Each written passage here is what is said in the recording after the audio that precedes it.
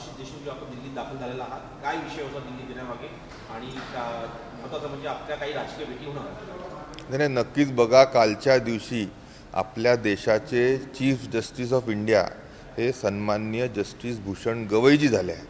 महाराष्ट्रासाठी, आमच्या विदर्भासाठी आणि अमरावती जिल्ह्यासाठी नक्कीच हे भूषणवाह त्यांच्या कारकिर्दीमध्ये जनसामान्यांना न्याय मिळेल आणि त्यांचं अभिनंदन अभिष्टचिंतन करायसाठी मी दिल्लीला आलो आहे. नक्कीच त्यांना भेटून त्यांच्या प्रती आमचं असलेलं प्रेम, जिव्हाळा, आदर आम्ही प्रतीत करू.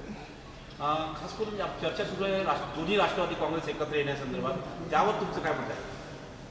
एक शरदचंद्र पवारांची राष्ट्रवादी असेल किंवा अजितदादा पवारांची राष्ट्रवादी असेल, दो जिस्म एक जान है.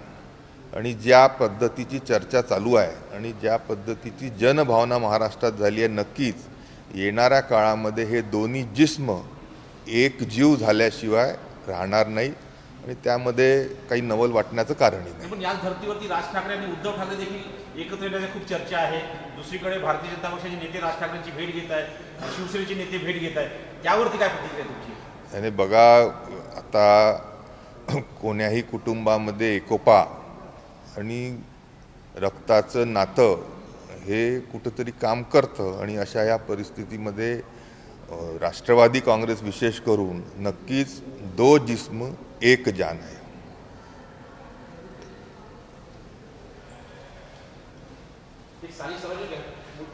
सर, सुप्रीम कोर्टाने म्हटलं आहे की पुढच्या 4 महिन्यामध्ये स्थानिक स्वराज्य संस्थेच्या निवडणुका पूर्ण कराव्या आणि 1 महिन्यामध्ये या संदर्भात नोटिफिकेशन आणावी. काय असते विदर्भाची आणि संपूर्ण महाराष्ट्राची काय तयारी आहे? बघा, स्थानिक स्वराज्य संस्था हा अतिशय मोठा भार त्या निमित्ताने त्या गावातील, त्या शहरातील प्रशासनामध्ये निभवतात. आज जनतेची मागणी नक्कीच आहे की त्यांचे नगरसेवक, त्यांचे जिल्हा परिषद सदस्य, पंचायत समिती सदस्य हे परत एकदा रुजू व्हावे आणि त्यासाठी सुप्रीम कोर्टाने नक्कीच चांगला असा निकाल दिला आहे. आणि मला पूर्ण अपेक्षा आहे की पावसाळ्याच्या मध्ये किंवा पावसाळा होताच संपूर्ण महाराष्ट्रामध्ये पहिले महानगरपालिका, नंतर नगर परिषदा, नगरपंचायती आणि त्यानंतर जिल्हा परिषदा, पंचायत समितीच्या निवडणुका होतील.